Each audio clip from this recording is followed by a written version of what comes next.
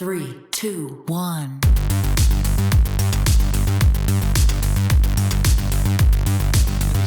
That leads us to the big question. This is the question we get asked the most here in the off season: is if something were to happen to Hall this season, who then would be the guy to play? Would it be Jacob Conover?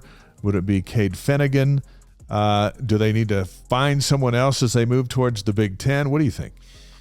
Or Big 12? The two that you just mentioned, Jacob Conover and Finnegan, and most people aren't familiar. They're more familiar with Jacob Conover. Jacob Conover was a big-time recruit coming out of high school, out of Arizona, won a ton of games, and was one of the top quarterbacks in the country. And I love his skill set. He's talented. Yeah. He's got great arm talent. Big time arm, can make all the throws. Very athletic. He's a guy he's like 6'1"ish.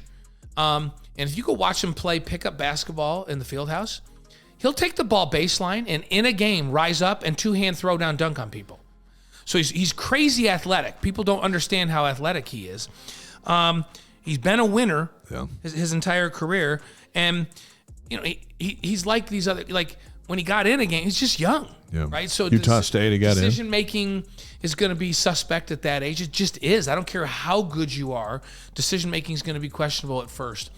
So I think he has the capability to be good. Now with Baylor, they didn't need to. They did their best to develop these guys without playing them in games, but now he's going to get some game time, and I think he has potential to be very good. Cade Finnegan's the one that nobody really knows about, but this is the guy that said no to USC. Yeah, and big time player out of Texas. At Boise State, played against BYU. That's right. He got right off of a mission when he hadn't had any reps, and he played pretty well. They were down 2 quarterbacks, and the next thing you know, he's in the game against the team he always dreamed of playing for.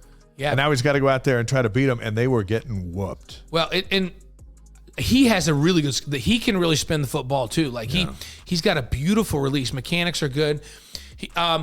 He's more of a drop back guy. He's played in pocket programs where he drops back 5-step drops and throws, where Jacob's been more of a gun guy, quick throw release. Either of them will be able to adapt to whatever Aaron wants to do with him when it comes their time. And I think they'll adjust the offense a little bit based on that skill set. But Finnegan had transferred down. I wasn't sure what his number was. I was out, and I walked down to watch the defense. This is last fall. Yeah. And I didn't even think about Finnegan, because I knew he had transferred. I didn't even think about it. I had my buddy Tony Givens with me visiting from New York, an old teammate from high school. And we walked down because Gavin's was coaching the defensive backs, and we went down to watch Gavin coach a little bit. And we're watching. Gavin's your son. Yeah, Gavin's our son that coaching outside linebackers this year with Kalani. But I'm watching this kid that's playing the prep quarterback, and he's just he's throwing BBs all over the yard. He's throwing 17-yard comebacks and streaks. And I'm like, who is this kid? So they have a little break, and Gavin comes over to say hi to Tony, and I go, okay, Gav, Tony and I want to know who that guy is. And he goes, oh, that's Cade Finnegan. I'm like, oh, that makes sense to me now. Now that makes sense. He looked every bit the part. His skill set is very good. People just don't know about him. He was a fairly highly recruited guy. When he made the announcement that he was going to serve a mission first, some big time programs kind of we're not interested in that. We're not interested. And Ty had gone to his house and said, hey, we got Dinkelman coming in, we've got Zach coming in, and they weren't going to offer another quarterback. But Ty went to the house, who was a former teammate of his dad, and just was kind of honest with him and said, hey, so he goes to North Texas because of Grant Harrell, right? Who then leaves North Texas and goes to USC, and that was the connection of why USC wanted. Exactly, and it was interesting because Boise State had offered him, and he felt like that's a big program that's had some really good quarterbacks. Kellen Moore came through there, and they've had some good guys. That's a great program. That's a winning program. I'm going to commit to those guys. They're the ones that are committing to me. Let me go do this. And when Graham Harrell got to SC, he's off on his mission, and they're contacting through his dad, and they're just saying hey, we want him down here now. Yeah. And Cade's just like, you know what? I know it's USC and everything, but I committed to Boise State. That's where I'm going. And so he goes to Boise State, and then remember, their coaching staff changed. I believe they went to Auburn. If their coaching staff doesn't change, he's such a committed kid. I don't think he transfers. He stays and lives out his commitment. But now that left him open. And BYU now had seen him, and BYU's like, yeah, we need some depth. We need somebody to compete when Jaren's gone, and in comes Cade Finnegan. So don't sleep on Cade Finnegan. Right. I mean, I think one of those two guys is going to be really, really good. Which games? So here's the question, because the Big 12 is just around the corner. Mm-hmm. So as you look at this schedule, Jaren Hall, if he's healthy, he's elite, and BYU's going to have a great season. Could be a first-round draft. So what game or games do you look at and go, well, maybe Finnegan or Conover could get some time against Wyoming? Wyoming's different. Against Utah State? Utah State's different. Utah State's good. There's Utah Tech good. on there. They can't all play at the same time against Utah Tech, but where else are they going to get it? Liberty's good. Yeah. Like, you look at these schools that are not the big-name schools, and they're all good. You look at Stanford and go, well, Stanford's been down. Stanford's not going to be down forever. They got athletes, right? Yeah. They recruit well. And that's a game where you want Jaren Hall healthy, because who knows where you'll be in the polls and all that. So what you need to do is this offense needs to be as prolific as we all think it can be, because they're loaded at every position across the board. Like I look at BYU's offense going into the fall, and I literally can't find a weakness in this football team. Certainly not up front or in the receiving core or at the quarterback, tight ends, or at the running backs. There's just nothing. There's no weakness.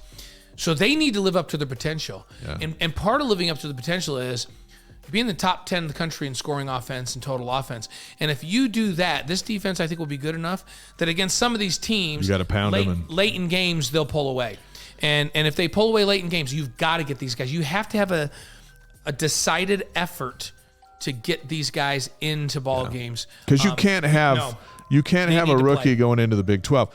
And Jaren Hall could come back. We're just assuming he's going to be great and move on to the NFL, but he's got a year of eligibility where he could go into the Big 12 with BYU. But we're kind of looking at what everyone else is thinking over there, and that's, if he has a good year, he's out to try and get a job. Yep. So these two guys, or whoever else, we see a couple of comments here about got to go to the portal to get an elite quarterback. One of these two guys could be the elite quarterback, because you heard all those names we just walked through. Yeah. So wait a minute. Jacob Conover was recruited by Arizona State, Alabama, and all these schools. Said no to Nick Saban. We just told you that Cade Finnegan said no to USC. So what do you talk about an elite quarterback? Right. Those are elite quarterbacks. They just need to develop. Bluesville 1 says, what's the chat info? Comments on Ryder Burton from Springville, and he's a special player. And sometimes he'll be a true freshman. Yeah. Sometimes you look at guys, and he's got all the tools. Like, he's a big, strong guy with a big, strong arm, tremendous work ethic, great leader. And so a guy like Ryder Burton, but Ryder Burton's a mission kid. Yeah. Right? So he's a few years away. And so just like Cade Finnegan, you forget about Cade Finnegan because it's been how many years since he came out? Everybody's really excited about him when he came out. We're not going to transition to basketball right now, but people are like, wait, who these guys are coming back from missions? The Hall kid. Yeah, are they good? The I can't remember quite like, Toulson was the player of the year in the state of Washington. Hall was the player of the year in Utah. And they were dominating, and all the Pac-12 schools were recruiting him. And you just forget. When these kids go on missions, you forget how good they were. So let's not forget about Ryder Burton, because they're recruiting him because they think he can play in the Big 12 and be a guy. If there's a common denominator in all these quarterback maneuvers that have been successful, especially through the glory years that you were a part of, there was a giant offensive line. Yep. And right now, no matter who the quarterback is, you could even come back out of retirement and play behind this offensive line. My hamstrings might hold up behind these guys because I wouldn't have to go running around. You need a nose guard because we'd have to work on that. This is an issue. But the offensive line and the receiving core is built to make whoever is quarterback look good, and Jaren Hall has the opportunity to look great.